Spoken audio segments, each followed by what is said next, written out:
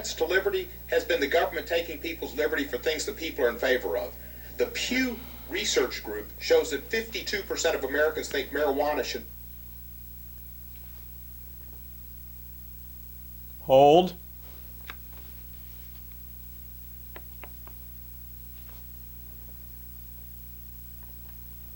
The greatest threats to liberty has been the government taking people's liberty for things that people are in favor of. The Pew Research Group shows that 52% of Americans think marijuana should not be illegal. And yet there are people in jail, and your Justice Department's continuing to put people in jail for sale and use, on occasion, of marijuana.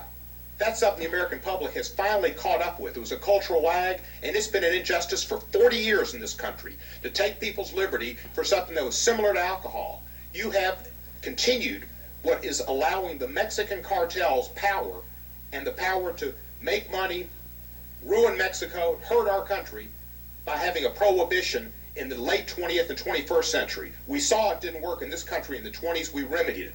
This is the time to remedy this prohibition. And I would hope you would do so. Both barrels blazing. I mean, he had a chainsaw in one hand and a billy club in the other hand. Again, that's Representative Steve Cohen, a Democrat of Tennessee. Here's why this is a big deal, right?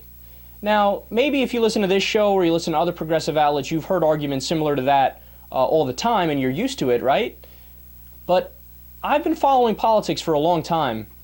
I've never heard a representative talking to Eric Holder, right, or somebody from the Justice Department, and essentially scolding them, making the same arguments you'd hear on this show, right? He's saying, wait a second, you don't see the parallels between alcohol and marijuana? How we're locking up millions of people for recreational drug use or small amount sale, nonviolent crimes? We're throwing away a generation, flushing over $1 trillion down the toilet since the beginning of the drug war. You don't see that that's exactly comparable to when we did prohibition here in the United States of America? Did you know crime for people in regards to alcohol spiked, went through the roof during prohibition? Why? Because you shoved it underground. There was a black market, and all of a sudden, instead of having small business owners dealing with the product, and when you have a dispute, you go to court, now there's gangsters dealing with the product, and when there's a dispute, you take out a gun. Okay, it's the same thing with every intoxicating substance, right?